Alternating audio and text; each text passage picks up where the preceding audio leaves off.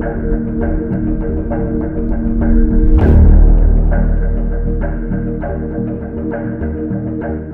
horrifying incident shook Gadag district this morning as a concrete ceiling collapsed inside a government school classroom, injuring 5 students and 1 teacher.